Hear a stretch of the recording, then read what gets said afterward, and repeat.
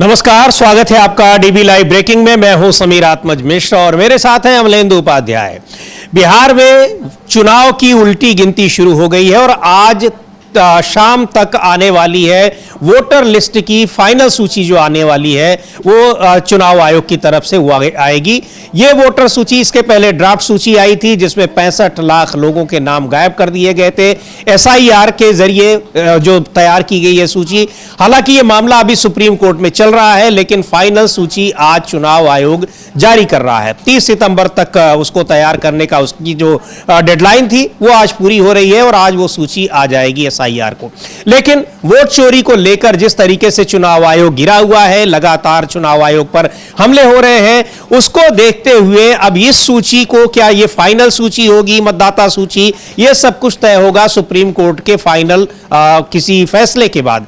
लेकिन आज ये सूची आने वाली है। हालांकि इसको लेकर भी जब 65 लाख मतदाताओं के नाम हटाए गए थे, उसके बाद जब रिवीजन के लिए लोगों ने आवेदन दिए हैं, तब भी कई सारे लूप होल्स इसमें दिखाई पड़े हैं। खैर, अब आज ये सूची आती है, तब इस पर क्या प्रतिक्रियाएं होती हैं वो देखने वाली बात होगी। लेकिन इधर एक और बड़ी खबर है, महत्वपूर्ण खबर है। Chief justice of India BR Gavai की माताजी को लेकर RSS ने अपने जो उनका कार्यक्रम है शताब्दी समारोह, उसमें कार्यक्रम में उनको मुख्य अतिथि के तौर पर बुलाया था।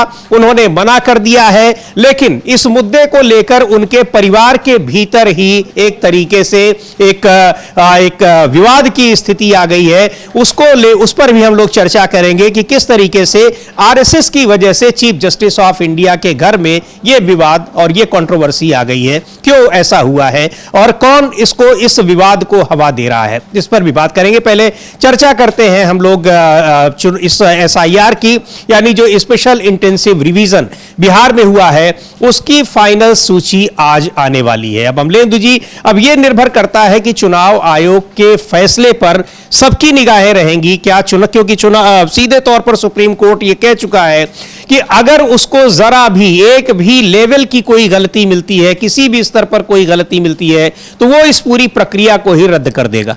हाँ बिल्कुल समीर जी, चूंकि साफ साफ कह चुका है सुप्रीम कोर्ट कि इस प्रक्रिया में कोई भी गड़बड़ी मिलती है, किसी भी स्तर पर गड़बड़ी मिलती है, तो हम ये पूरी की पूरी प्रक्रिया रद्द कर देंगे। और ये कहा भी इन्होंने याचिकाकर्ताओं से, जस्टिस सूर्यकांत ने सुनवाई के समय, कि आप 7 और 8 अक्टूबर को आइए और कोई गड़बड़ियाँ होती हैं तो आप हमको बताइए, तो हम पूरी प्रक्रिया रद्द कर देंगे। तो ये एक मतलब एक तरीके से कहा जाए कि चुनाव सुप्रीम कोर्ट इशारा दे चुका है कि गड़बड़ियाँ होने पर वो बिल्कुल रद्द कर देगा। अब आज शाम को 3 बजे SIR की जो अंतिम सूची है वो आने वाली है और 4 अक्टूबर को चुनाव आयोग का दौरा है बिहार का। तो संभावना ये जब व्यक्त की जा रही है कि 6 या 7 अक्टूबर को चुनाव की घोषणा की जा सकती है। लेकिन चूंकि मामला अभी इस वोटर लिस्ट को लेकर सब जुडिस है, सुप्रीम कोर्ट में मामला फंसा हुआ है, तो इसलिए अगर उससे पहले चुनाव की घोषणा कर दी जाती है तो ये चुनाव आयोग पर सवाल उठेंगे कि भाई एक मामला जब आपकी वोटर लिस्ट को लेकर सब जुडिस है, हाँ, तो आपने चुनाव की घोषणा कर कैसे दी?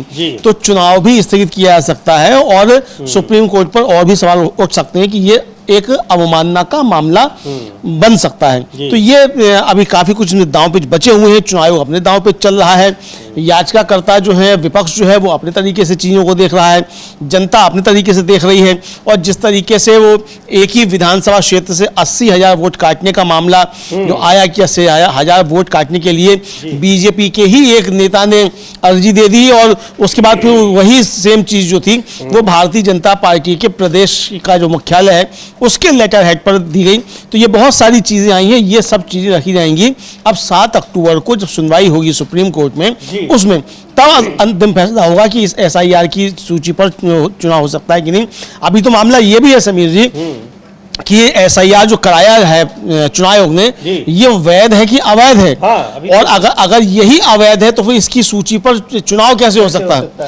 क्योंकि अभी तो मामला तो सुप्रीम कोर्ट में यही गया हुआ है कि भाई इनको ये कराने का अधिकार ही नहीं है। तो इसको लेकर जो है ये सवाल उठ रहे हैं कि ये अभी जो है जब इस पे फैसला आएगा तब इसको देखा जाएगा कि इस पे चुनाव हो सकता है कि चुनाव नहीं हो सकता है। जी बिल्कुल, इसको लेकर अभी तो फैसला यानी जो सूची आज जारी होने वाली है चुनाव आयोग की, एसआईआर के बाद जो मतदाता सूची आज 3 बजे चुनाव आयोग उसको जारी कर रहा है, फाइनल सूची, चूंकि पहले एक सूची आ चुकी है, उसके बाद जिन लोगों को उस पर संदेह था, उस पर आपत्तियां थी, उन आपत्तियों को दर्ज कराया गया और उन आपत्तियों के बाद ये फाइनल सूची आज चुनाव आयोग जारी करने वाला है। लेकिन इसी सूची को, इसी पूरी प्रक्रिया को सुप्रीम कोर्ट में तमाम याचिकाओं के जरिए चुनौती दी गई है, जिसपे सुनवाई चल रही है और अभी 7 और 8 अक्टूबर को सुनवाई फिर होगी इसी मुद्दे पर। अब यह बड़ा सवाल है कि क्या इसी मतदाता सूची के आधार पर चुनाव की, बिहार में विधानसभा चुनाव की घोषणा चुनाव आयोग कर देगा, लेकिन मुश्किल है क्योंकि अभी इस सूची को लेकर, यह सूची का मामला ही, एसआईआर का मामला ही सुप्रीम कोर्ट में अभी लंबित है। तो फिर उस सूची के आधार पर, उस मतदाता सूची के आधार पर चुनाव की घोषणा कैसे हो सकती है। खैर, अभी सूची का जो आने वाली है, मतदाता सूची, ये देखने वाली बात होगी कि जो आपत्तियां दर्ज कराई गई थी उनको किस तरीके से इसमें चुनाव आयोग ने लिया है।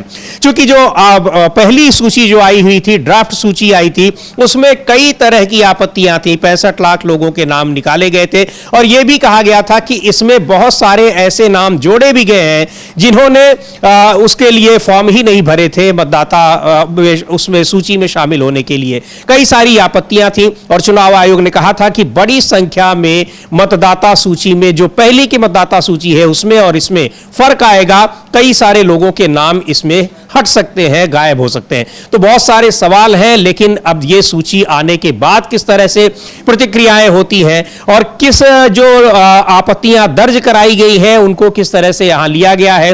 हालांकि कई नियमों में अपने बदलाव करने पड़े हैं चुनाव आयोग को, लेकिन अब यह सब दिखाई पड़ता है कि चुनाव आयोग ने सुप्रीम कोर्ट के तमाम जो आदेश थे, निर्देश थे, उनको किस तरह से लिया है इस सूची को तैयार करने में। अमलेंदु जी। हाँ बिल्कुल समीर जी, कि सुप्रीम कोर्ट के आदेश माने गए हैं कि नहीं माने गए हैं और जिन लोगों ने आधार दिए थे उनका वो जोड़ा गया है कि नहीं जोड़ा गया है। ये हलफनामा तो दायर कर दिया चुनाव आयोग ने कि भाई हम जो है इसको मानते हैं और इसको हम करेंगे। मानना ही पड़ता है जब सुप्रीम कोर्ट का आदेश है, लेकिन वो आदेश इंप्लीमेंट हुआ है कि नहीं हुआ है ये देखना है।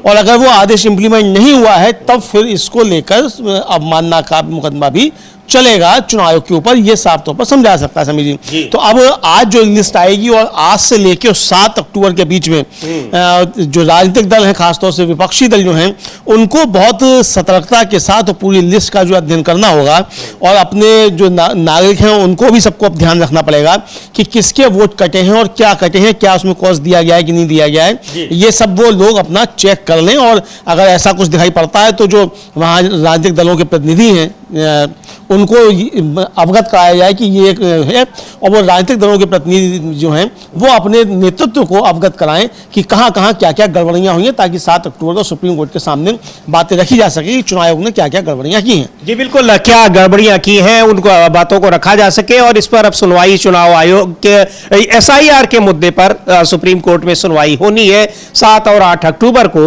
और आज आ रही है फाइनल, एसआईआर के बाद जो फाइनल मतदाता सूची तैयार की है चुनाव आयोग ने, वो 3 बजे तक वो लिस्ट आनी है। लेकिन बिहार में इस समय राजनीतिक जो सरगर्मी है वो बहुत तेज है, बावजूद इसके कि अभी तय नहीं है कि चुनाव की तारीखों की घोषणा कब होगी और कब चुनाव मतदान की तारीखें कब होंगी, इसकी घोषणा अभी चुनाव आयोग ने नहीं की है। और ये मतदाता, इसी का इंतजार था कि मतदाता सूची के बाद शायद चुनाव आयुक्तों का दौरा भी बिहार में होने वाला है। लेकिन वहां की राजनीति जिस तरह से गरमाई हुई है और बीजेपी और जनता दल यूनाइटेड के तमाम मंत्रियों के खिलाफ भ्रष्टाचार और आपराधिक गतिविधियों में लिप्त होने के जो आरोप लग रहे हैं, उन पे वहां पर ये पार्टियां तो घिरी ही हैं, इन पार्टियों के भीतर भी विद्रोह की स्थिति दिखाई पड़ रही है। एनडीए के कई घटक दल तो इसमें साफ तौर पर इन मंत्रियों के खिलाफ दिखाई पड़ रहे हैं अमलेंदु जी, जिसमें चिराग पासवान है और यहां तक कि बीजेपी के कई नेता, हम लोग पहले भी ये चर्चा कर चुके हैं, लेकिन एक के बाद एक जो सूची आ रही है मंत्रियों की भ्रष्टाचार में लिप्त होने की, ये बहुत हैरान करने वाली है। और सबसे दिलचस्प बात यह है कि ये सभी नेता वो हैं जो भारतीय जनता पार्टी के केंद्रीय नेतृत्व के बेहद करीबी हैं। हाँ बिल्कुल, ये सभी भारतीय जनता पार्टी के केंद्रीय नेतृत्व तो सीधा सीधा कहा जाए मोदी जी के काफी करीबी हैं। मतलब ये साफ तो समझा जा सकता है कि मोदी जी के काफी करीबी हैं, और चिराग पासवान तो सीधे सीधे खुद को मोदी जी का हनुमान बताते ही रहे कि वो मोदी जी के हनुमान हैं। तो मोदी जी के हनुमान जो है वो अपनी जो पूंछ में जो है आग लगाए हुए, पता नहीं वो बीजेपी की लंका में आग लगा रहे हैं कि अपनी लंका में आग लगा रहे हैं कि नीतीश की लंका में आग लगा रहे हैं, कहाँ लगा रहे हैं। लेकिन जो समझा जा रहा है वो समझा ही जा रहा है कि वो एनडीए की लंका में तो आग लगा ही रहे हैं, चाहे अपनी लंका में आग लगाएं, चाहे बीजेपी की, चाहे नीतीश कुमार की। तो ये जो राजनीतिक गलियारों में चर्चाएं हैं उसके अनुसार इसको समझा जा सकता है। लेकिन जिस तरीके से हनुमान बनकर कूद रहे हैं आगे आगे चिराग पासवान, तो ये काफी संदेह भी पैदा करता है उनको लेकर। चर्चाएं ये भी है कि चिराग पासवान तैयारी ये कर रहे हैं अब किसी नीतीश कुमार बनने की, यानी पलटी मारने की तैयारी भी कर रहे हैं कि चुनाव में बीजेपी से कुछ सीटें झटक ली जाए और मौका मिले तो पलटी मार के दूसरी तरफ चलाया जाए। और बीजेपी भी इस बात को समझ रही है। तो हनुमान जी की जो श्रद्धा भक्ति है उस पर जो वो सीना फाड़ के दिखा भी रहे हैं, तब भी बीजेपी को भरोसा नहीं हो रहा है कि हनुमान जी जो है असली है कि नकली है। बिल्कुल, और सुन लेते हैं एक बार क्या कहा है। पहले आपको बता दें कि ये आरोप लगा रहे हैं जनसुराज पार्टी के नेता प्रशांत किशोर तमाम दस्तावेजों के साथ, और डिप्टी चीफ मिनिस्टर और बीजेपी के नेता सम्राट चौधरी के ऊपर उन्होंने कई आरोप लगाए हैं। अशोक चौधरी जनता दल यूनाइटेड के नेता हैं, उन पर आरोप लगे हैं। संजय जायसवाल है, दिलीप जायसवाल प्रदेश अध्यक्ष है, उन पर आरोप लगे हैं। और ये सभी नेता, खासतौर से जो बीजेपी के नेता हैं, ये सारे नेता गृह मंत्री अमित शाह और प्रधानमंत्री नरेंद्र मोदी के बेहद करीबी बताए जाते हैं। लेकिन एनडीए के घटक दलों में यह बात सीधे स्पष्ट रूप से अब आ रही है कि जिनके खिलाफ आरोप लग रहे हैं उन पर उन्हें अपना स्पष्टीकरण देना चाहिए, जवाब देना चाहिए कि आखिर इन आरोपों में कितनी सच्चाई है। यानी सीधे तौर पर यह कहा जा रहा है कि अगर नैतिकता के आधार पर उनको पद छोड़ देना चाहिए। सुन लेते हैं क्या कहा है चिराग पासवान ने। लेकिन आपको बता दें कि इस मुद्दे पर अब एनडीए के घटक दलों में ही नहीं बल्कि भारतीय जनता पार्टी के भीतर भी एक विद्रोह जैसी स्थिति उत्पन्न हो गई है। आरके सिंह के अलावा कई और नेताओं ने यह कहा है कि जिन पर आरोप लगे हैं उन्हें अपने आरोपों पर सफाई देनी चाहिए। लेकिन हैरानी की बात यह है कि भारतीय जनता पार्टी के नेतृत्व की तरफ से, पार्टी की ओर से भी किसी तरह से इन नेताओं को लेकर कोई बयान नहीं जारी किया गया है, कोई स्पष्टीकरण नहीं दिया गया है। खैर, सुनते हैं चिराग पासवान क्या कह रहे हैं। देखिए, प्रशांत जी एक के बाद एक के बाद एक के बाद एक कई आरोप पे आरोप लगा रहे हैं। ये सही मायनों में कुछ तथ्यों के साथ वो जानकारी साझा कर रहे हैं या सिर्फ आरोप लगा रहे हैं। मैं मानता हूं कि ये तमाम बातें जांच का विषय हैं। ऐसी राजनीति एक बार हम लोगों ने दिल्ली में भी देखी थी, जब दिल्ली में भी एक मुख्यमंत्री बनने से पहले आम आदमी पार्टी के एक नेता आए थे और आरोपों की सूची उन्होंने लगा दी थी, और उसके बाद जब उनके पास वक्त आया कि उस सूची पे वो कुछ कार्रवाई कर सके तो उन्होंने एकदम खामोशी साध ली थी। मुझे नहीं पता किन तथ्यों के साथ प्रशांत जी इन बातों को सामने रख रहे हैं। मैं मानता हूं कि जिन जिन के ऊपर आरोप लगाए गए हैं वो पूरी तरीके से सक्षम हैं अपना पक्ष रखने के लिए। उनमें से कुछ नेता ने बहुत प्रमुखता से मानहानि का दावा भी किया है, और भी जो स्पष्टीकरण की ज़रूरत पड़ेगी समय समय पर ये आरोप लगाएंगे, वो जवाब देंगे। दूध का दूध, पानी का पानी अपने आप होगा।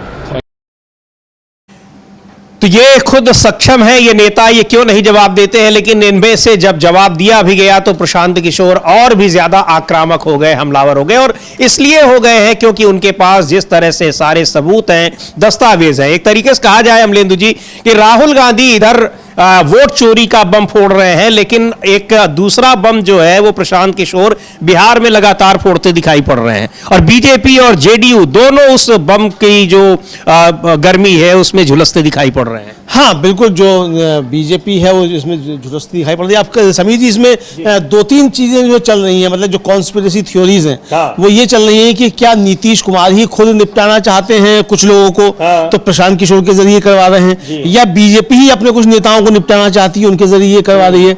लगता ये है कि बीजेपी ही जो है अपने कुछ नेताओं को निपटाना चाहती है तो प्रशांत किशोर के जरिए करवा रही है, चूंकि मूलतः प्रशांत किशोर आदमी अमित शाह के हैं और नरेंद्र मोदी के हैं, और इस बात को खुद स्वीकार कर लिया था नीतीश कुमार ने, और सार्वजनिक तौर पर उन्होंने कहा था कि अमित शाह के कहने पर हमने इसको अपना पार्टी का उपाध्यक्ष बनाया था और एक समय में नीतीश कुमार के उत्तराधिकारी भी समझे जा रहे थे प्रशांत किशोर। तो ये इसलिए जो है ये साफ तौर पे है कि वो आदमी तो मोदी और शाह के ही हैं। तो अब मोदी और शाह सम्राट चौधरी या दिलीप जायसवाल या अशोक चौधरी इनके खिलाफ क्यों हो गए हैं, ये सोचने वाली बात है। तो सारी चर्चाएं इसी को लेकर चल रही हैं कि क्या अमित शाह और मोदी की तरफ से कोई षड्यंत्र जो है बिहार के जो बीजेपी नेता हैं उनके खिलाफ लड़ा जा रहा है, या नीतीश कुमार को निपटाने के लिए चूंकि समझाया जा रहा था कि सम्राट चौधरी और दिलीप जायसवाल जो है वो नीतीश के करीब होते चले जा रहे हैं, तो जो जो नीतीश के करीब होता चला जाता है उसको निपटाया जाता है। तो अब सम्राट चौधरी और दिलीप जायसवाल को निपटाने के लिए बीजेपी का केंद्रीय नेतृत्व तो काम कर रहा है, ठीक उसी तरीके से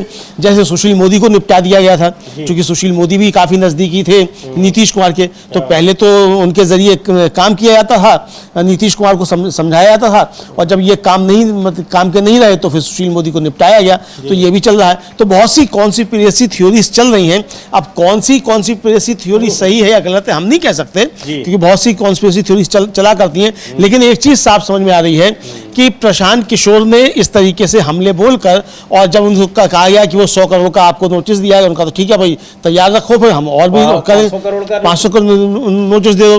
तो ये सब चीजें जो चल रही हैं, तो इससे समझा जा सकता है कि मामला एनडीए में भी सब ठीक ठाक नहीं है। अब ये अमलेंदु जी कॉन्स्पिरेसी थ्योरी चाहे जो हो और कौन किसको निपटाने की कोशिश कर रहा हो, लेकिन अल्टीमेटली इसमें जो नुकसान है वो सीधे तौर पर दिखाई पड़ रहा है कि एनडीए का, और उसमें बीजेपी और जनता दल यूनाइटेड दोनों का ही नुकसान साफ तौर पर दिखाई पड़ रहा है। हाँ बिल्कुल, दोनों का साफ तौर पर नुकसान दिखाई पड़ रहा है, और ये साफ समझा सकता है जिससे बीजेपी का भी नुकसान होगा और नुकसान होगा इससे एनडीए का भी। लेकिन ये दूसरी ये भी थ्योरी चल रही है कि प्रशांत किशोर बीजेपी के नेताओं पर हमलावर इसलिए ताकि ये दिखाया जा सके कि बीजेपी के सबसे बड़े शत्रु वही हैं और वही सब कुछ खोल रहे हैं, और इंडिया गठबंधन तो कुछ है ही नहीं। चूंकि उन्होंने जिस तरीके से बयान भी दिया, मतलब अरविंद केजरीवाल जिस तरीके से बयान देते थे ठीक उसी तरीके से उन्होंने बयान भी दिया। क्या तेजस्वी कहाँ है, उनसे तो हमारी लड़ाई ही नहीं है, हमारी लड़ाई तो सीधी सीधी एनडीए से है, यानी लड़ाई में खुद है वो, तो इसलिए एनडीए पे सीधी सीधी हमलावर हुए हैं। तो ये एक टैक्टिस होती है, चूंकि चुनाव प्रबंधन ही करते रहे अब तक प्रशांत किशोर, तो वो चुनाव प्रबंधन के तरीके से अपना भी चुनाव प्रबंधन अब कर रहे हैं। तो ये एक रणनीति है। ठीक उसी तरीके से समीर जी, जैसे दुष्यंत चौटाला हरियाणा विधानसभा के पिछले वाले चुनाव से पहले लगातार गुजराती नेता जो थे, दो गुजरातियों पे बहुत तगड़े से हमलावर थे, और ये दिखाने की कोशिश की कि बहुत तगड़े हमलावर हैं। उसका नुकसान ये हुआ कि कांग्रेस सरकार बनाने से चूक गई, और एक कहा जाए जो तराजू का पासंग होता है वो बन गए दुष्यंत चौटाला। और फिर जिन गुजरातियों को गाली दे रहे थे उन गुजरातियों के साथ ही मिलकर सरकार में शामिल हो गए, और वो गुजराती भी बड़े महान हैं जो उनको गाली दे रहे थे, सरकार बनाने के लिए उन्होंने गालियां सारी कबूल कर ली।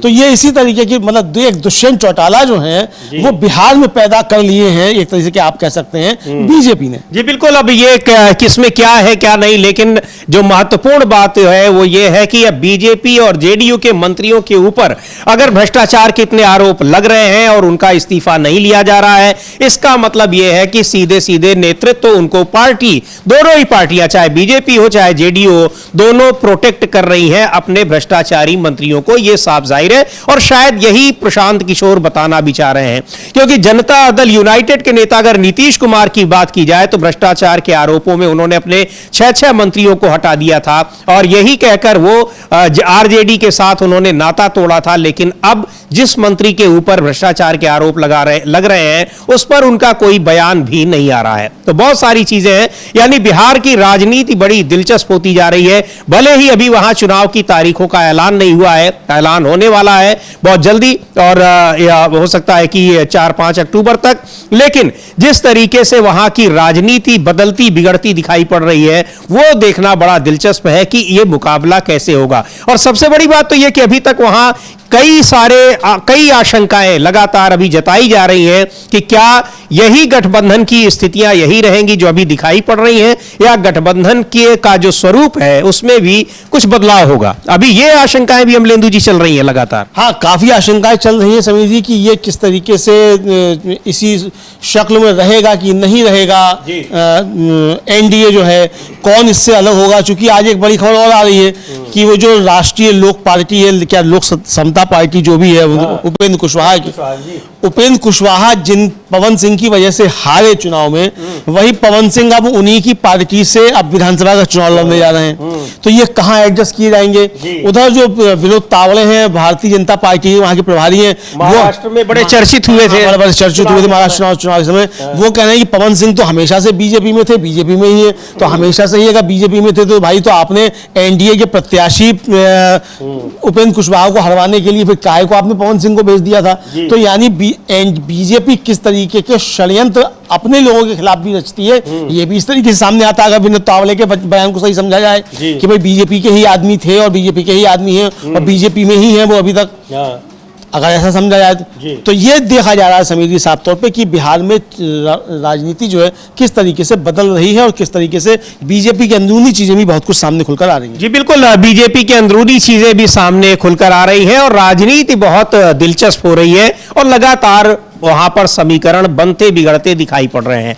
इधर लद्दाख को लेकर जिस तरीके से वहां पर जो पूर्ण राज्य की के दर्जे की मांग कर रहे थे और प्रदर्शनकारियों पर जिस तरीके से हिंसा हुई, उसके बाद सोनम वांगचुक जो लीड कर रहे थे उस पूरे आंदोलन को, उनकी गिरफ्तारी हुई, इसको लेकर राजनीति बहुत एक गर्म होती जा रही है और केंद्र सरकार उस मुद्दे पर घिरी नजर आ रही है। लद्दाख में जो वहां पर लद्दाख एपेक्स बॉडी है उसके कार्यकर्ताओं ने वहां पर प्रदर्शन किया है और एक बार फिर प्रेस कॉन्फ्रेंस करके सोनम वांगचुक की गिरफ्तारी का विरोध किया है, सरकार से नाराजगी जताई है और राजनीतिक दलों की ओर से भी कई प्रतिक्रियाएं आ रही हैं। यहां पर दिल्ली में भी और इस जो सरकार ने जिस तरीके से सोनम वांगचुक के खिलाफ एनएसए जैसी धाराओं के तहत कार्रवाई की है, उसको लेकर सरकार के फैसले पर, सरकार की नीयत पर तमाम सवाल उठ रहे हैं। और जब वहां पर वायलेंस में वहां एक सेना के अधिकारी की भी जान गई है, उसको लेकर भी प्रतिक्रियाएं आ रही है। उनके पिता ने जिस सेना के अधिकारी की जान गई है, उनके पिता ने बहुत गंभीर आरोप लगाए हैं सुरक्षा बलों के ऊपर, पुलिस कर्मियों के ऊपर कि किस तरीके से वहां उस प्रदर्शनकारियों को हैंडल किया गया है। क्या और खबरें अमलेंदु जी, उस पर कांग्रेस पार्टी ने भी ट्वीट किया है, उसकी भी चर्चा करेंगे, लेकिन आरोप बहुत गंभीर है। हाँ, आरोप बहुत गंभीर है समीर जी, और आरोप यह है कि वो जो सेना का अधिकारी था और उसने पाकिस्तान के खिलाफ जंग लड़ी थी, उसको मोदी सरकार की ने ही जो उसकी जान ले ली, ये आरोप है। और कांग्रेस ने तो खुलकर कहा है कि जिस सैनिक ने पाकिस्तान के खिलाफ जंग लड़ी, मोदी सरकार ने उनकी ही जान ले ली। उनके पिता जो हैं उस सैन्य अधिकारी के सावांग थारचिन, उनके पिता जो हैं, उनका साफ तौर पर कहना है कि उनके बेटे की पूरी बॉडी नीली पड़ी थी, उसे घसीटा गया और लिटाकर गोली मार दी गई। ऐसा तो दुश्मन के साथ भी नहीं किया जाता। और वो खुद सेना में रहे हैं। -35 डिग्री में उन्होंने 5 मुल्कों की जो सीमा है वहां पर अपनी सेवाएं दी हैं और उनका बेटा भी सेना में अफसर था, उसको जो है वो शहीद कर दिया गया। हमारी जो है मतलब एक बड़ा और गंभीर आरोप उन्होंने लगाया है जो कांग्रेस में ट्वीट में लिखा भी, हम लोग सुनेंगे भी उनको, कि एसएसपी या कलेक्टर का बेटा होता तो क्या गोली चलती? ये सवाल भी उठाया, ये सवाल भी उठाया है। हम लोग को ट्वीट जो कांग्रेस ने किया पहले वो समीर जी मेरे ख्याल से पढ़ के बता दिया जाए और दिखा दिया जाए वो ट्वीट क्या है। कांग्रेस का ट्वीट भी देखते हैं और क्या कहा है उन्होंने स्वांग थारचिन के पिता ने, उसको भी हम सुनवाते हैं। और यह लिखा हुआ है कांग्रेस पार्टी के ट्वीट में कि जिस सैनिक ने पाकिस्तान के खिलाफ जंग लड़ी, मोदी सरकार ने उनकी ही जान ले ली। तास्वांग थारचिन को मोदी सरकार ने गोली मरवा दी क्योंकि वे लद्दाख को पूर्ण राज्य का दर्जा चाहते थे। तास्वांग के पिता जो खुद सेना में रहे, वो कहते हैं मेरे बेटे की पूरी बॉडी नीली पड़ी थी, उसे घसीटा गया और लिटाकर गोली मार दी गई। ऐसा तो दुश्मन के साथ भी नहीं किया जाता। एसएसपी या कलेक्टर का बेटा होता तो गोली चलती? नरेंद्र मोदी इन सवालों का जवाब है। ये ट्वीट है कांग्रेस का। सुन लेते हैं जो तास्वांग थारचिन के पिता हैं, वो क्या कह रहे हैं अपने बेटे की किस तरीके से मौत हुई है उसको लेकर। पुलिस का एसएसपी का बच्चा मरता वो क्या सोचता, डीसी का बच्चा मरता वो क्या सोचता। गरीब को मारने में उनको आसान लगता है ना। खुद का बच्चा अगर होते क्या वो इस तरीके से सहेगा? नहीं सह सकता है, हमें पता है। तो मैंने भी 32 साल सर्विस किया हूं और हर मुश्किल जगह पर किया हूं। गलीशर मैंने 4 वार किया है, जहां पर टफ, इंदिरा कोल के पास, जिस पर 5 मुल्क का बॉर्डर पड़ता है। India, China, Pakistan, Russia, Afghanistan, उन जगहों पर मैंने ड्यूटी किया हूं और वहां मैंने 35 तक जाता है और पीने के लिए पानी नहीं होते थे। बर्फ तोड़ के पिघल के हम खाना बना के अपना सेहत को ठीक रखता था। ऐसे ऐसे मुश्किल जगह पर मैंने किया हूं। इनको क्या पता, साला घर से निकलता है, बाजार घूमता है, वापस जाता है, क्या है इनके पास।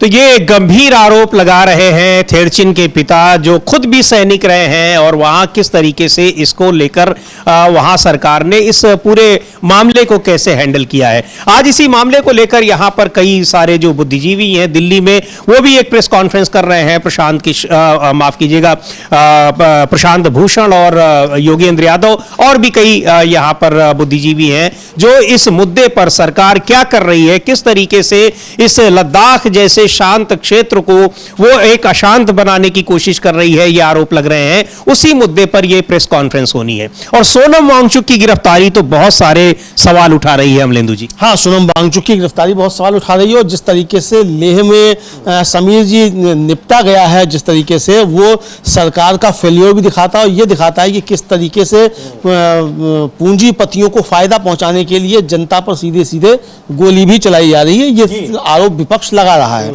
और राहुल गांधी ने, जो हम लोगों ने अभी जो बैठ सुनवाई शहीद फौजी के पिता की, उनका इसी वीडियो को पोस्ट करते हुए राहुल गांधी ने भी बहुत सख्त टिप्पणी जो है वो सोशल मीडिया एक्स पर की है। जी बिल्कुल, राहुल गांधी ने लिखा है उस पर ट्विटर पर कि पिता फौजी, बेटा भी फौजी, जिनके खून में देशभक्ति बसी है, फिर भी बीजेपी सरकार ने देश के वीर बेटे की गोली मारकर जान ले ली, सिर्फ इसलिए क्योंकि वो लद्दाख और अपने अधिकार के लिए खड़ा था।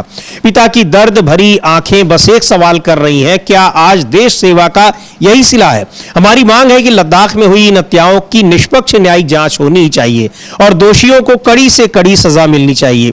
मोदी जी, आपने लद्दाख के लोगों को धोखा दिया है, वो अपना हक मांग रहे हैं। संवाद कीजिए, हिंसा और डर की राजनीति बंद कीजिए। यह राहुल गांधी ने ट्वीट किया है और उसमें उन्होंने थेरचिन के पिता की वो बाइट भी लगाई है जो थोड़ी देर पहले आपने यहां पर सुनी है। तो लद्दाख को लेकर भी सरकार घिरी हुई है। आरोप ये लग रहे हैं कि वो जानबूझकर लद्दाख को पूर्ण राज्य का दर्जा नहीं देना चाहती है, छठी अनुसूची में शामिल नहीं करना चाहती है, क्योंकि अगर ऐसा कर लिया गया तो फिर लद्दाख की जो जमीनें हैं, लद्दाख में जिस तरह से बहुत ही रेयर अर्थ मेटल्स मिलने की संभावना जताई जा रही है, उनको सरकार अपने करीबियों को नहीं दे पाएगी, ये आरोप लग रहे हैं। और इसकी वजह से सोनम वांगचुक जैसे लोगों को देशद्रोही बताकर उनको एनएसए की धाराओं के तहत जेल में डाल दिया गया है और जहां वहां पर फौज में काम करने वालों को, यानी पूर्व सैनिकों को अपने हकों की मांग की जा रही है, तो उसके लिए उनकी जान ली जा रही है। ये आरोप लगाए जा रहे हैं। बहुत गंभीर मसला है, लेकिन सरकार इसको लेकर घिरी जरूर है, पर सरकार की तरफ से अभी जो मांगे की जा रही हैं वहां के इन संगठनों की ओर से, वहां के नागरिकों की ओर से, उसको लेकर अभी कोई आश्वासन नहीं मिला है। हाँ, कोई आश्वासन नहीं मिला। हालांकि कल जो है गृह मंत्रालय ने अपनी विज्ञप्ति रात में जारी की है और कहा है कि हम वार्ता के लिए हमेशा तैयार हैं, लेकिन जो लेह की अपेक्स बॉडी उसने साफ कह दिया है कि जब तक शांतिपूर्ण हल नहीं निकलता हम केंद्र सरकार से कोई बातचीत नहीं करेंगे। तो यहाँ बाधा जो है वो केंद्र सरकार ही बन रही है। अगर आप बातचीत करने के लिए तैयार हैं तो 15 दिन जब सोनम वांगचुक बैठे हुए थे अनशन पर, तब सरकार ने बातचीत क्यों नहीं की? आज आप कह रहे हैं कि हम बातचीत करने को तैयार हैं, जब आपने लेह के और लद्दाख के हालात बिगाड़ दिए हैं। गृह मंत्री विफल साबित हुए और गृह मंत्री का इस्तीफा खुद भारतीय जनता पार्टी के बड़े नेता जो हैं सुब्रमण्यम स्वामी मांग रहे हैं। तो आप जब वहां विफल हो गए तो आप कह रहे हैं कि हम बातचीत करने के लिए तैयार हैं, बातचीत पहले क्यों नहीं की? सवाल तो ये उठते हैं ना जी। तो ये अब यहाँ पूरी तरीके से देखा जाए तो विफलता जो है वो केंद्र सरकार की साफ तौर पर सामने आ रही है। चीज और है अमलेंदु जी, केंद्र सरकार ने कहा था जब उस दिन हिंसा के बाद अपना प्रेस विज्ञप्ति जारी की गई थी गृह मंत्रालय की ओर से, तो कहा गया था कि लगातार बैठकें हो रही हैं और 8 अक्टूबर को बैठक बुलाई गई है। लेकिन वहां चाहे एपेक्स बॉडी हो, चाहे कारगिल प्रोग्रेसिव अलायंस हो, इन संगठनों का कहना है कि मई के बाद से अब तक कोई बैठक नहीं हुई है। हाँ बिल्कुल, मई के बाद कोई बैठक नहीं, उनका सबका ये कहना है। और यही बात थी समीर जी कि वहां जो सोनम वांगचुक जब बैठे हुए थे तो सोनम वांगचुक भी यही कह रहे थे कि भाई आपने कोई बातचीत ही नहीं की है और आप हमारी बात सुनते ही नहीं हो, हमको आप देशद्रोही ठहरा देते हैं। यानी चीन हमारी सीमा में घुस आया है, अतिक्रमण कर रहा है, यहाँ का जो पर्यावरण है वो बिगाड़ा जा रहा है, जैव विविधता यहाँ की बिगाड़ी जा रही है। और हम जब ये बात करें तो आप हमको ही देशद्रोही ठहरा दे रहे हैं। और सोनम वांगचुक को लेकर तो समीर जी बहुत सारी बातें, सोनम वांगचुक तो सेना के लिए वो बिना गैस और बिना बिजली के चलने वाला टेंट बना रहे थे जिसमें ठंडे में गर्मी रहे, वो सब के था। तो ये सारी चीजें कर रहे थे, तो आपने उसको देशद्रोही ठहरा दिया। आपके ही उपराष्ट्रपति भारतीय जनता पार्टी के पूर्व अध्यक्ष रहे वेंकैया नायडू, वो सोनम वांगचुक को दिल्ली में पुरस्कृत कर रहे थे, हम लोगों ने दिखाया भी था वो किस तरीके से चित्र था। तो ये सारी बातें, तो अब आज सोनम वांगचुक आपके लिए देशद्रोही हो गए। चलिए सोनम वांगचुक देशद्रोही है तो क्या पूरा लद्दाख देशद्रोही हो गया? अगर सोनम वांगचुक देशद्रोही हैं, तो हमने मान ली सरकार की बात कि सोनम वांगचुक देशद्रोही हैं, तो क्या पूरा लद्दाख देशद्रोही हो गया? आपका जो सांसद आपको चिट्ठी लिख रहा है वो भी देशद्रोही हो गया? जी। तो ये तो बीजेपी को सवालों को जवाब देना चाहिए ना।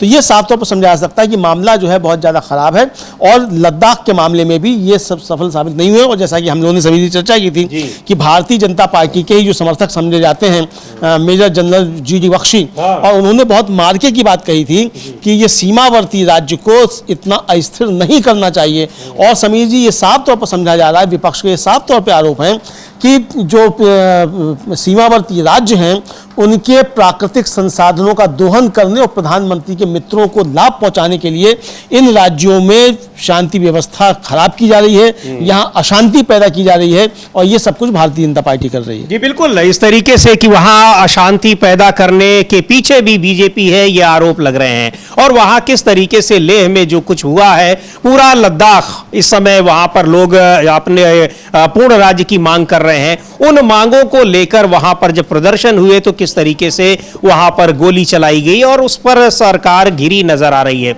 सरकार घिरी नजर आ रही है दूसरे राज्यों में भी, और किस तरीके से चाहे वो सरकार के खिलाफ आवाज उठाने वाले लोग हो, सरकार के खिलाफ सरकार से सवाल पूछने वाले लोग हो, या सरकार से सवाल पूछने वाली रिपोर्ट की जा रही हो, ऐसे पत्रकारों के साथ भी क्या कुछ हो रहा है। एक ताजा तरीन उदाहरण मिला है उत्तराखंड में, जहां सरकार के वहां पर भ्रष्टाचार की एक उसका पर्दाफाश करते हुए रिपोर्ट करने के लिए एक पत्रकार की जान ले ली गई। किन लोगों ने जान ली है अभी तक कुछ पता नहीं चला है, लेकिन पत्रकार ने, राजीव प्रताप नाम के पत्रकार वहां पर पहले से ही भ्रष्टाचार के खिलाफ वो तमाम खबरें लिख रहे थे, वीडियो पोस्ट कर रहे थे, और अपने उनको उनकी जान को खतरा है इस बात की आशंका उन्होंने जताई थी वीडियो पोस्ट करके। लेकिन अचानक एक दिन उनकी बॉडी जो है वो मिलती है, और वहां पर किस तरीके से, तो ये दिखा रहा है कि कैसे सरकारें काम कर रही हैं और भ्रष्टाचार की चीजों को, भ्रष्टाचार की गतिविधियों को उजागर करने पर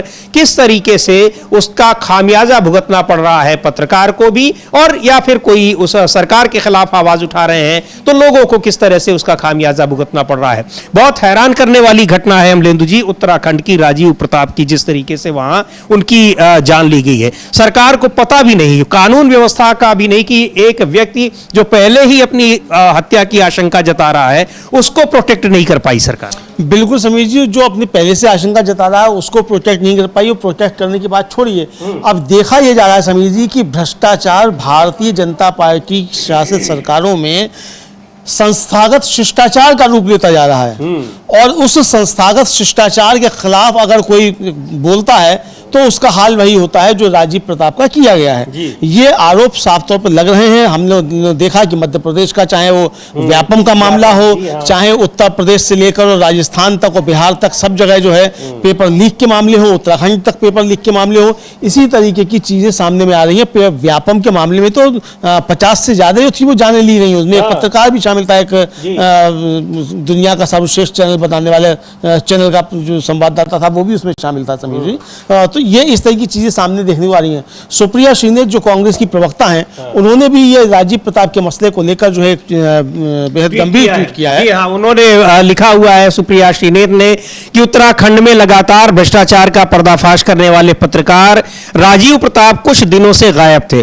अब उनका शव जोशियाड़ा बैराज में मिला है। उनकी पत्नी का आरोप है कि हाल ही में उत्तरकाशी जिला अस्पताल की बदहाली पर रिपोर्ट के बाद से धमकियां मिल रही थी। क्या है सच बोलने की कीमत, ये उन्होंने, और ये पत्र उनकी तस्वीर जो है पोस्ट की है सुप्रिया श्रीनेत ने अपने इस ट्वीट में। राजीव प्रताप की जो पत्रकार जो उत्तरकाशी जिले में वहां के जिला अस्पताल की बदहाली को लेकर रिपोर्ट कर रहे थे। अस्पतालों की बदहाली कोई नई बात नहीं है, लेकिन अगर उसकी बदहाली की रिपोर्टिंग की जाएगी तो उसका क्या हाल होगा, ये दिखा रहा है राजीव प्रताप का मामला। और राजीव प्रताप की पत्नी ने उनकी हत्या की आशंका जताई थी, गायब थे पिछले कई दिनों से, और अचानक फिर उनकी लाश मिलती है। हाँ बिल्कुल समझ लीजिए, अचानक से उनकी लाश मिलती है। और इसको लेकर आप एक तरीके से देखिए कि जो अभी तक जो है उस पर कुछ कार्रवाई देखने को मिल नहीं रही है, और ये मसला जो है वो साफ तौर पे समझा सकता है कि किस तरीके का है ये, और सरकारें किस तरीके से, भारतीय जनता पार्टी शासित सरकारें जो हैं वो किस तरीके से काम करती हुई दिखाई पड़ती हैं, और भ्रष्टाचार किस तरीके से उनके लिए अब कोई मसला नहीं रह गया है। प्रधानमंत्री नरेंद्र मोदी भले ही भाषण देते रहेंगे, ना खाऊंगा ना खाने दूंगा, लेकिन अब वो खाते हैं या नहीं खाते हैं ये तो पता नहीं, लेकिन पूरे देश में जहां जहां बीजेपी की सरकारें हैं वहां जबरदस्त तरीके से खाने भी दिया जा रहा है, और उन्हीं के आदमी प्रशांत किशोर वो बीजेपी के नेताओं के ऊपर ही आरोप लगा रहे हैं। इसमें हम क्या कह सकते हैं, बीच में तीसरे हम बोलने वाले कौन होते हैं, उनका आपस का मसला है समीर जी, तो ये देखा जाता है।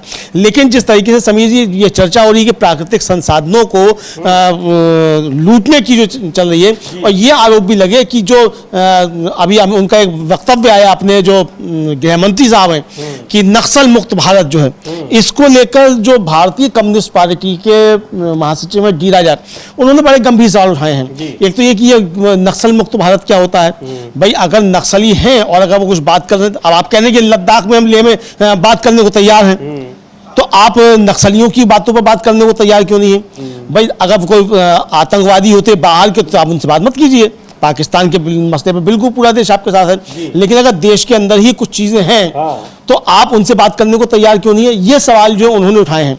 हालांकि नक्सली भी जो है वो अच्छे नहीं है, ऐसा नहीं कि नक्सली बहुत अच्छे हैं, लेकिन जो किन्हीं मुद्दों पर कुछ बातचीत है तो बातचीत के जरिए रास्ता क्यों नहीं हो सकता? क्योंकि आप तो देश के अंदर आतंकवादियों से भी बात कर रहे हैं, आपने नागालैंड में आतंकवादियों से बातचीत की, समझौता किया उनसे, तो नक्सलियों से असंतुष्ट ग्रुप हैं, वो क्यों असंतुष्ट हैं? उनकी असंतुष्टि का निदान तो सरकार को ही करना है ना। तो ये जिम्मेदारी तो सरकार, ठीक है कि वो हिंसा का रास्ता अख्तियार कर रहे हैं तो गलत है, लेकिन उनका रास्ता गलत हो सकता है, लेकिन क्या उनकी मांगे भी गलत है? और गलत है तो आप उनको कन्विंस करिए कि आप सही, गलत है कि सही है। बिल्कुल। अब अगर मान लीजिए आज समीर जी असम में जबरदस्त आंदोलन हो रहा है आदिवासियों का, अब वो मांग करने की वहां जो है जनजाति में उनको लाया जाए और छठा शेड्यूल वहां लागू किया जाए।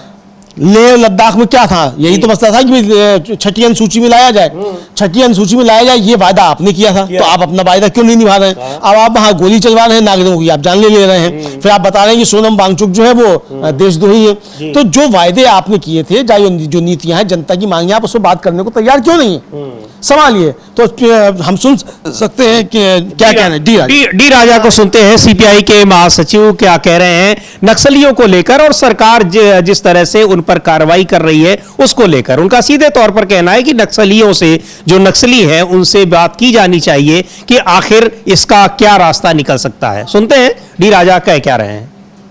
I demand that the government should accept the proposal made by the Maoist Naxals. What is this Naxal Mukt Bharat? Already they spoke about Congress Mukt Bharat. What happened to Congress Mukt Bharat? Now Naxal Mukt Bharat. Tomorrow they will say Communist Mukt Bharat. And everybody, what is this? They are talking and they think about India. We have a constitution and they should understand this constitution. तो D राजा कह रहे हैं कि मैं मांग करता हूं कि नक्सलियों की बातों को सरकार सुने, उनकी जो पेशकश है वो सरकार स्वीकार करे। ये नक्सल मुक्त भारत क्या है? पहले तो वे कांग्रेस मुक्त भारत की बात करते थे, कांग्रेस मुक्त भारत का क्या हुआ? कल वे कम्युनिस्ट मुक्त भारत की बात करेंगे। अगर बीजेपी और आरएसएस मिलकर सत्ता में रहे तो भारत का भविष्य साम्राज्यवादी होगा। अगर हम भारत को बचाना चाहते हैं, संविधान को बचाना चाहते हैं, तो हमें बीजेपी और आरएसएस को सत्ता से हटा हटा देना चाहिए। जो डी राजा यही बात कह रहे हैं, अंग्रेजी में उन्होंने कही थी, उसका लबोलुआब यही है कि वो कह रहे हैं कि आखिर ये नक्सल मुक्त भारत क्या होता है। आप उनको मुक्त करने की बात, ये खुद ही आप हिंसा की बात को बढ़ावा दे रहे हैं। गृह मंत्री इस बात को कह रहे हैं, ये ठीक नहीं है। उनकी बातें, उनकी तरफ से जो कुछ ऑफर्स आ रहे हैं, बातचीत की पेशकश है, वो स्वीकार की जानी चाहिए। हाँ बिल्कुल, बातचीत की पेशकश स्वीकार की जानी चाहिए। और देश में कहीं भी अगर कोई मांग उठ रही है, चाहे कोई भी मांग उठा रहा है, तो उससे बात करना सरकार का दायित्व है। सरकार को बातचीत करनी होती है। सरकार जो है वो जनता पर शासन करने के लिए नहीं है। आप जनता के प्रतिनिधि है। सरकार जो चुनी गई है वो जनता ने अपना प्रतिनिधि चुना है। तो आप अपने ऊपर, लेकिन आप जो खुद को राजा समझ बैठे हैं, जो सेंगोल स्थापित जो किया गया, तो सेंगोल यही स्थापित करने की कोशिश है कि साहब हम तो राजा हो गए हैं। तो आप राजा नहीं है, मोदी जी राजा नहीं है। मोदी जी जनता के नौकर हैं। जनता ने चुनकर भेजा है। चाहे कोई मंत्री हो, चाहे सांसद हो, चाहे विधायक, कोई भी हो, जनता का नौकर है। और चाहे अधिकारी हो कोई भी, वो भी जनता के नौकर है। इसलिए पब्लिक सर्वेंट कहा जाता है। तो जनता के नौकर है, तो जनता की बात सुननी ही पड़ेगी, और जनता की बातें सुनने के लिए ही सरकार है। तो ये सारी चीजें इधर समीर जी और ये कहा, एक चीज और भी कर दे कि जो कहा है डी राजा ने कि अगर बीजेपी और आरएसएस मिलकर सत्ता में रहे तो भारत का भविष्य साम्राज्यवादी होगा। अब आरएसएस किस तरीके से यहाँ चीफ जस्टिस ऑफ इंडिया को भी, उनके परिवार में भी किस तरह से फ्रैक्शन लाने की कोशिश हो रही है, वो भी हम लोग चर्चा करेंगे। लेकिन बात आगे बढ़ाते हैं उत्तर प्रदेश की। हाँ, उत्तर प्रदेश में समाजवादी पार्टी के बड़े नेता हैं और कई बार मंत्री रहे, कई बार विधायक रहे, एक चुनाव हारे हैं, वो सांसद भी रहे। तो मोहम्मद आजम खान वो रिहा हो गए। और उसके बाद हमारा जो ये तथाकथित मुख्य धारा का मीडिया है, आजम खान तो कह रहे थे कि जेल में उनके पास फोन भी नहीं था। उसमें जो अंधी कोठरी कहलाती है उसमें उनको रखा गया था। उनकी किसी से बातचीत नहीं होती थी। वो नंबर भी सबके भूल चुके हैं, केवल अपनी पत्नी का नंबर याद है, उनसे भी बातचीत नहीं होती थी। उसके बावजूद उनके जेल से निकलने से पहले ही यहाँ चलाया जा रहा था कि वो बीएसपी में शामिल होने जा रहे हैं। अगर सीधे कहते थे भाई बीजेपी में शामिल होने जा रहे हैं। बीएसपी में शामिल होने का मतलब बीजेपी में आप पिछले दरवाजे से शामिल हो रहे हैं। तो कह रहे थे सीधे बीजेपी में शामिल हो रहे हैं। तो ये बताने की कोशिश की गई। उन आजम खान ने अपनी बात जो है वो रखी है। आजम खान को हम लोग सुन सकते हैं। जी बिल्कुल, तो सुनते हैं। अभी पिछले दिनों जेल से बाहर आए हैं, करीब 2 साल तक जेल में रहे, उसके बाद जमानत मिली, कई मामलों में जमानत मिली। उनके ऊपर दर्जनों की संख्या में केस लगाए गए थे। उनमें सभी में जब उनको जमानत मिली तो वो बाहर आए। उसके बाद फिर उन्होंने क्या कहा है, सुन लेते हैं।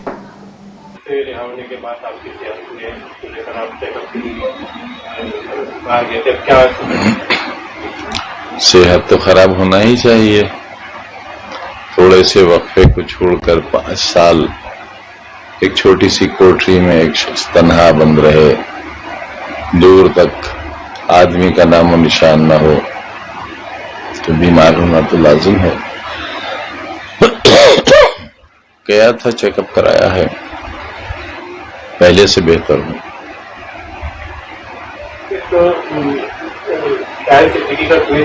उसमें ये कहा जा रहा है कि जेल में स्लो पॉइजन आपको अब्दुल आजम को दिया जा रहा था, ये क्या बात है? नहीं, शायद उनके कुछ समझने में गलती हुई।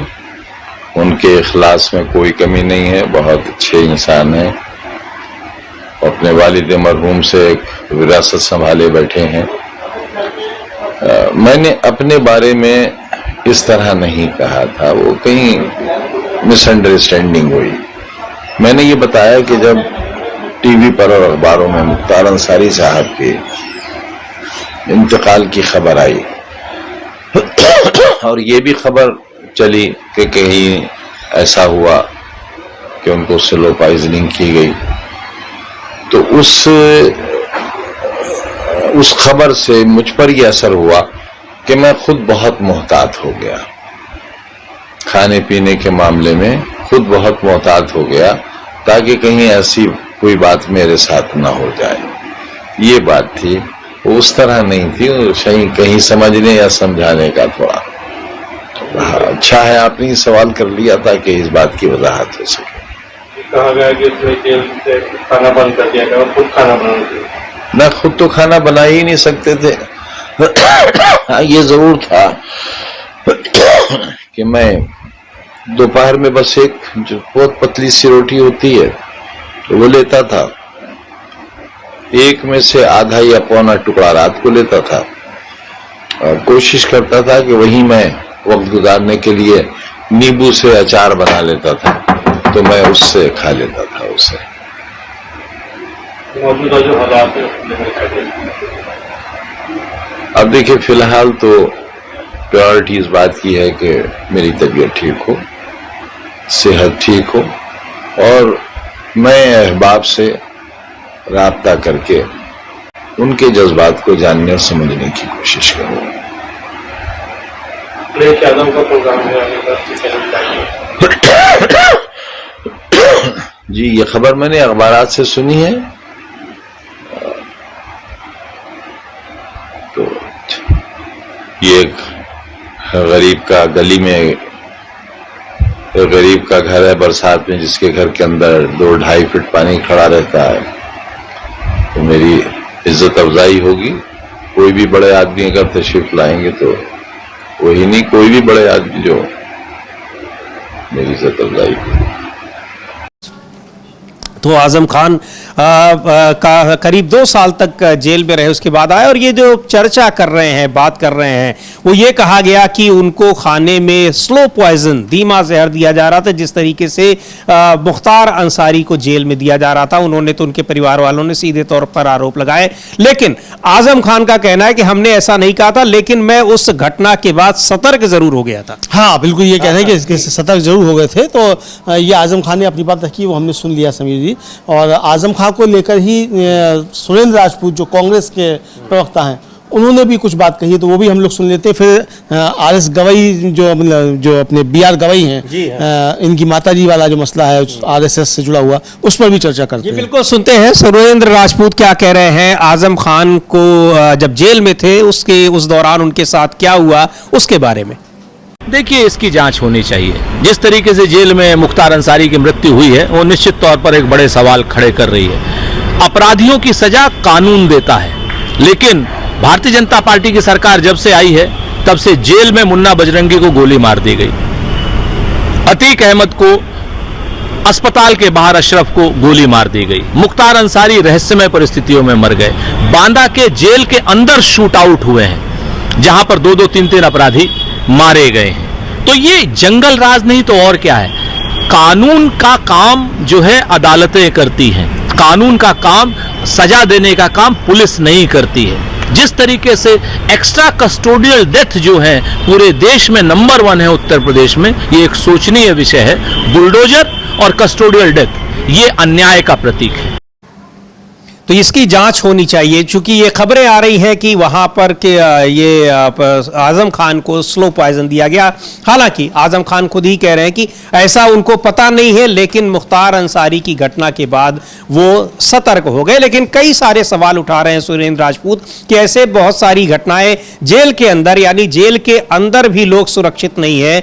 ये दिखा रहा है कि किस तरीके से सरकार और प्रशासन काम कर रहा है। खैर, आते हैं अगली खबर पर, जो बड़ी महत्वपूर्ण खबर है, और खबर ये आई कि 5 अक्टूबर को आरएसएस के जो शताब्दी समारोह है, उसमें chief justice of India, Bharat के मुख्य न्यायाधीश बी.आर. गवई की माता जी को मुख्य अतिथि बनाकर बुलाया जा रहा है।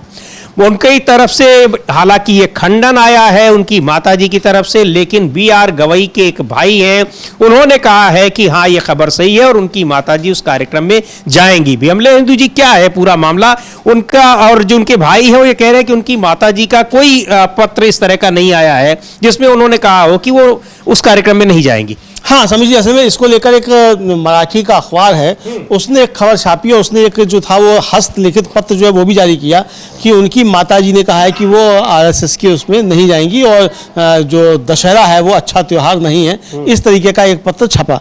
अब वो सोशल मीडिया पर खुद को अम्बेडकरवादी बताती है कमलताई। हाँ, खुद को अम्बेडकरवादी बताती हैं, और वो इसको लेकर उन्होंने ये बात कही। और जस्टिस गवई जो है, उनके पिता जो थे बी.आर. गवई, वो बिहार के राज्यपाल भी रहे, कांग्रेस के बड़े नेता थे, और उनकी अपनी पार्टी भी थी पहले तो।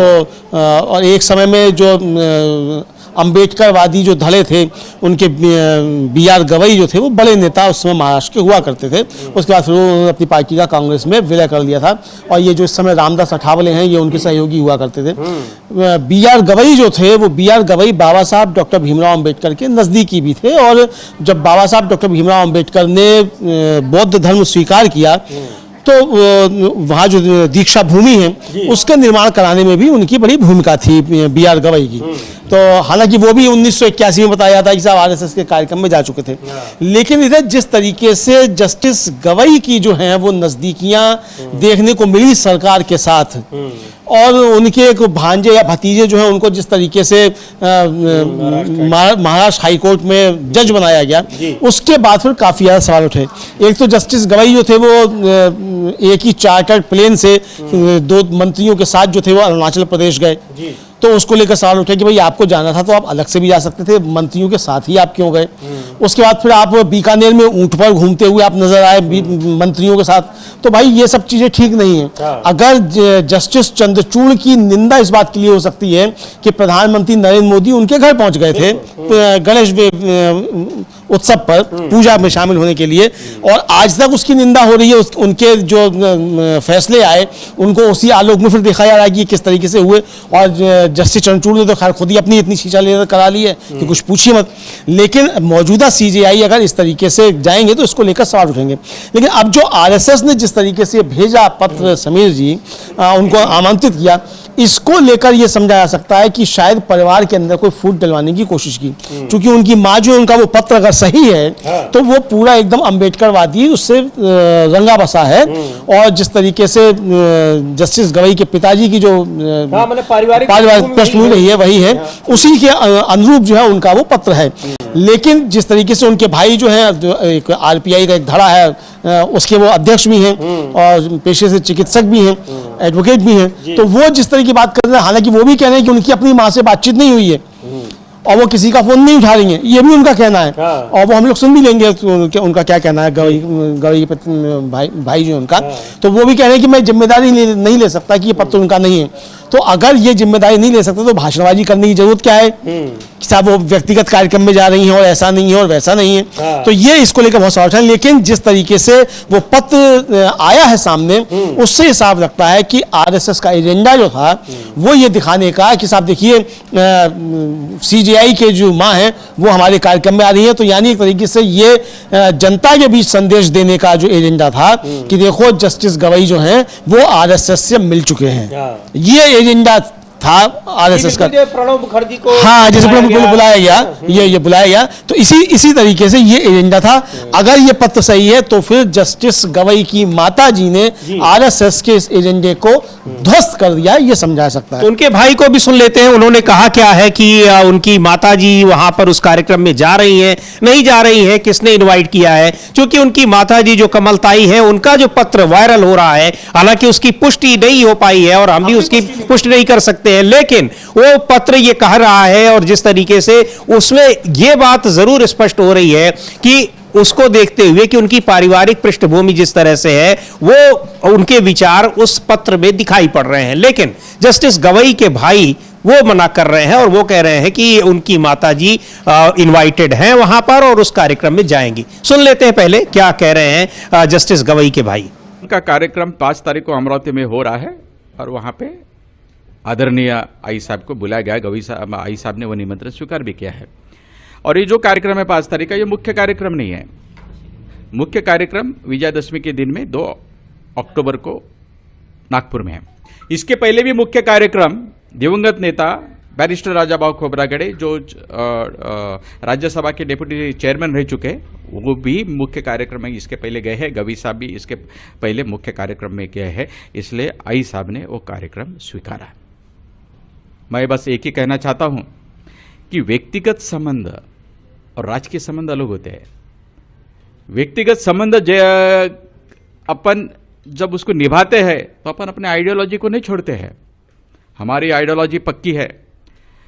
मैं गवई साहब के बारे में इतना ही कहूंगा कि गवई साहब के संबंध इंदिरा जी के साथ में अच्छे थे, अटल बिहारी वाजपेयी के साथ में अच्छे थे, और गंगाधर जी फडणवीस साहब जो महाराष्ट्र के बड़े नेता थे और वो विधान परिषद के सदस्य थे, दोनों प्रॉपर वो नागपुर से जुड़े थे, गवी साहब भी नागपुर से जुड़े थे दीक्षा भूमि की वजह से, तो दोनों के जो संबंध थे वो बिल्कुल भाई भाई जैसे संबंध थे।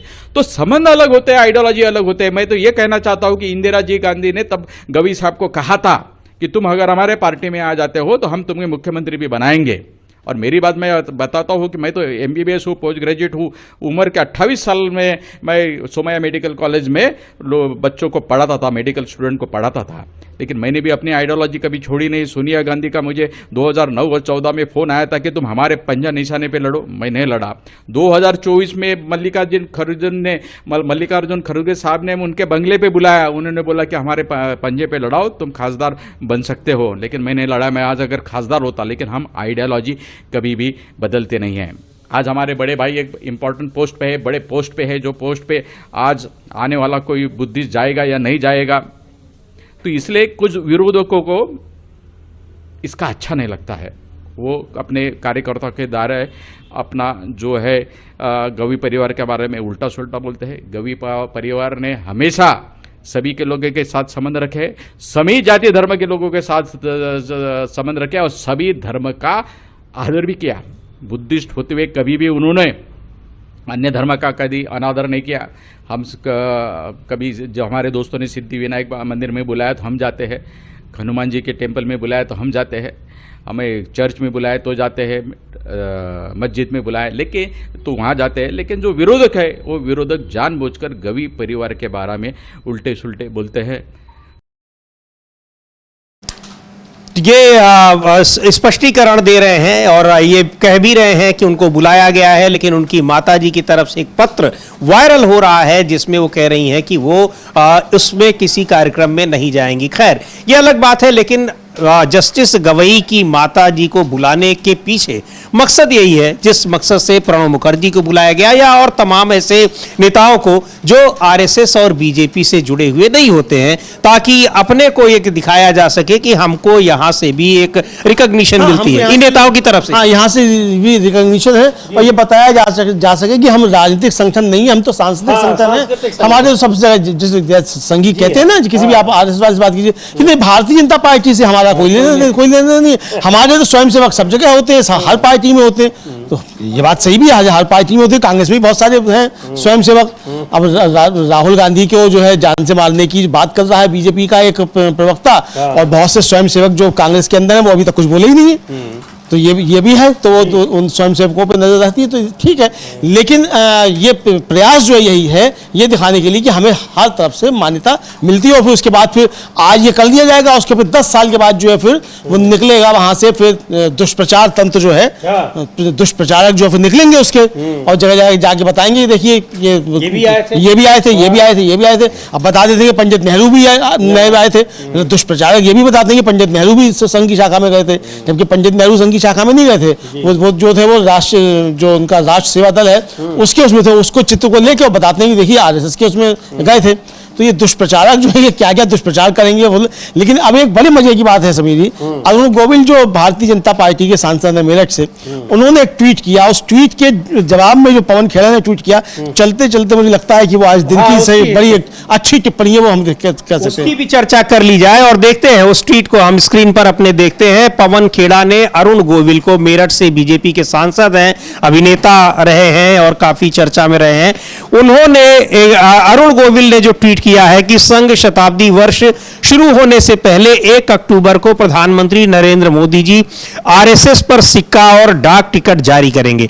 दिल्ली के अंबेडकर भवन में यह आयोजन होगा, जिसमें प्रधानमंत्री मोदी के साथ आरएसएस के सरकार्यवाह दत्तात्रेय होसबोले जी भी उपस्थित रहेंगे। 2 अक्टूबर को विजयादशमी के दिन से नागपुर में संघ शताब्दी वर्ष समारोह शुरू होगा। उनके इसी ट्वीट को एक लाइन का रीट्वीट करते हुए पवन खेड़ा ने लिखा है, 2 अक्टूबर को एक खोटा सिक्का जारी किया जाएगा। अब इसका क्या मतलब है पवन खेड़ा का, अब ये समझने वाली बात है। हम भी समझते रहे और आप भी समझते रहिए, लेकिन किस तरीके से उनके ट्वीट को उन्होंने बताया कि एक खोटा सिक्का जारी किया जाएगा, चूंकि आरएसएस को लेकर बहुत सारी जो बातें हैं उस पर प्रतिबंध भी लगे हैं कई सारे चीजों के लिए। अभी जब ताजा तरीन जिसका जिक्र अभी अमलेंदु जी कर रहे थे कि राहुल गांधी पर जो उनको जान से मारने की धमकी लाइव डिबेट में दी है केरल में वहां के एबीवीपी के नेता ने। उसको लेकर भी जो प्रतिक्रियाएं आई हैं वो यही है कि आरएसएस और बीजेपी की विचारधारा यही है। तो कई सारी जो राजनीतिक हत्याओं की घटनाओं से भी आरएसएस को जोड़ा गया है। उसी वजह से कह रहे हैं पवन खेड़ा कि 2 अक्टूबर को एक खोटा सिक्का जारी किया जाएगा। अमलेंदु जी, याद है कि जब अभी चुनाव से पहले, लोकसभा चुनाव से पहले, मोहन भागवत जो आरएसएस प्रमुख है, उन्होंने कहा था कि हम अपना शताब्दी समारोह मनाएंगे नहीं। शायद उस समय उनको पता था कि सरकार बनने वाली नहीं है, जब नहीं बनेगी तो हम क्या ही मनाएंगे, लेकिन अब वो मना रहे हैं। अब नहीं उनका बयान आ रहा है कि हम नहीं मनाएंगे। हाँ, तो ये समझा जा सकता है कितना सत्य बोलते हैं स्वयं सेवकों के प्रमुख जो हैं, वो कितना सत्य बोलते हैं समझा जा सकता है। साल भर आप पहले कह रहे थे कि अपना 100वां शताब्दी वर्ष नहीं मनाएंगे, आप 100वां शताब्दी वर्ष मना रहे हैं। तो बहरहाल अब मनाइए, चमत मनाइए, हमको क्या लेना देना, आप अपना काम देखिए, ठीक है। लेकिन ये जो जिस तरीके से आरएसएस के ऊपर आरोप लगते रहते हैं कि ये षड्यंत्र रचने में बड़े माहिर होते हैं, तो ये जस्टिस गवई की माता जी को निमंत्रण देना एक षड्यंत्र की तरफ इशारा तो निश्चित तौर पर करता है। जी बिल्कुल, एक इशारा कर रहा है और किस तरीके से वो अब एक उनके परिवार में ही विवाद की स्थिति दिखाई पड़ रही है। खैर, आज जो बड़ी खबर है वो ये कि जो सूची है एसआईआर के बाद जो मतदाता सूची तैयार हुई है बिहार की, वो जारी होने वाली है और 3 बजे उस सूची को जारी किया जाएगा। चुनाव आयोग जारी करेगा, रहेगी उस पर निगाहें, क्या है उस पर खास और क्या उस पर प्रतिक्रियाएं आ रही हैं, ये भी आप देखेंगे, जानेंगे। डीबी